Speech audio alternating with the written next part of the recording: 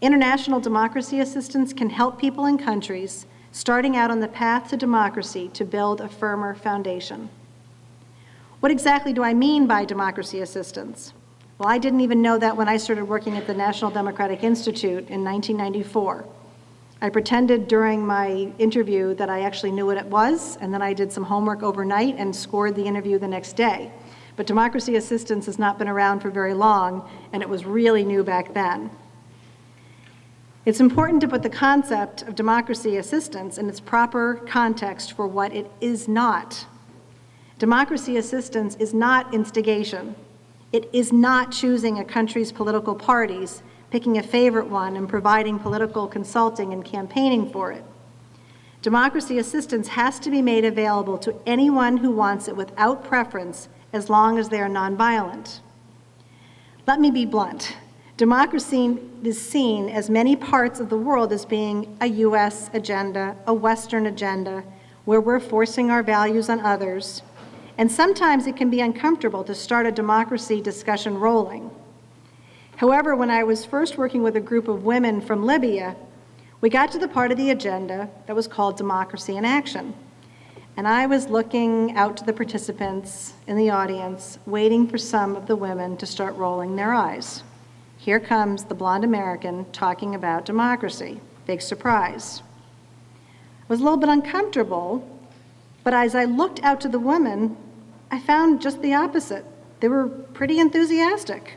In fact, one terrific woman, a judge from Libya named Naima, stood up and said, "Jennifer, let's talk about democracy.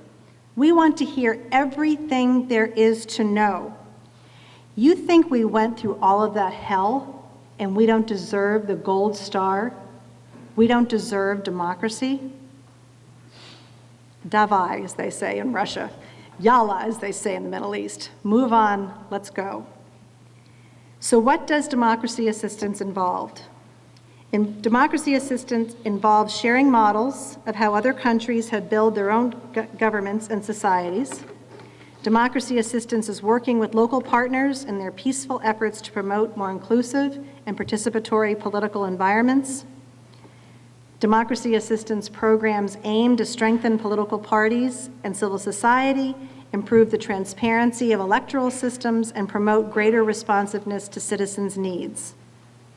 Democracy programming includes helping citizens engage in their country's political process through technical assistance in getting out their messages, civic and voter education, budget oversight, and other skills that help make governments accountable.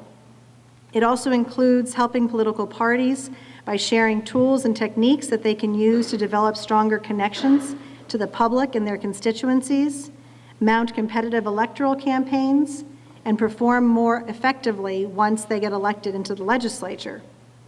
And in support of good governance, democracy assistance means working with legislatures, executive offices, and local governments to promote effective public sector institutions and processes to help them operate in a way that is transparent, representative, and accountable. And so people in democracy organizations like the National Democratic Institute, where I got my start, the International Republican Institute, the UN Development Program, UNDP, the Organization for Security and Cooperation in Europe, and many, many others in the world of democracy assistance offer training and technical assistance in the nitty-gritty of the various components of how a democratic society works. It's important to note that democracy assistance organizations are not just a bunch of Americans running around promoting US models.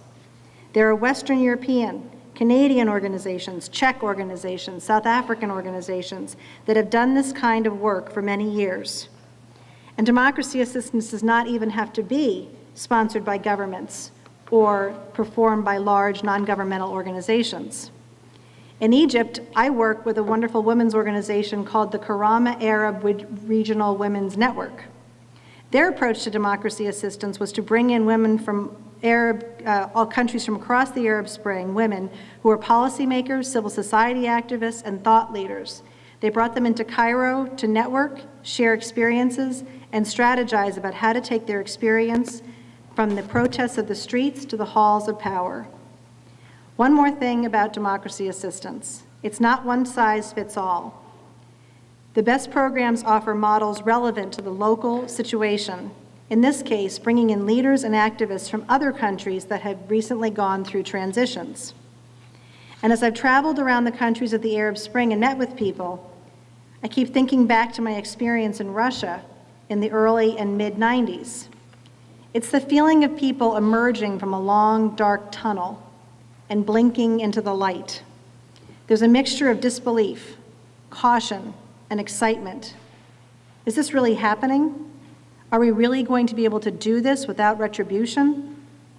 And that's where democracy assistance can be helpful.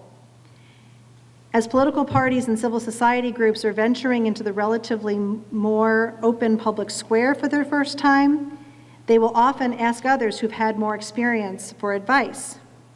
In fact, one of the most inspiring and effective consultations I've witnessed was an activist from Chile, the wife of a former Chilean minister, speaking with Egyptian women about the Chilean experience under Pinochet, where thousands of men and boys went missing. She told them how it was the women who went looking for the disappeared, as they called them, the women who banged on prison doors and police stations and government offices, demanding to know what had happened to their loved ones.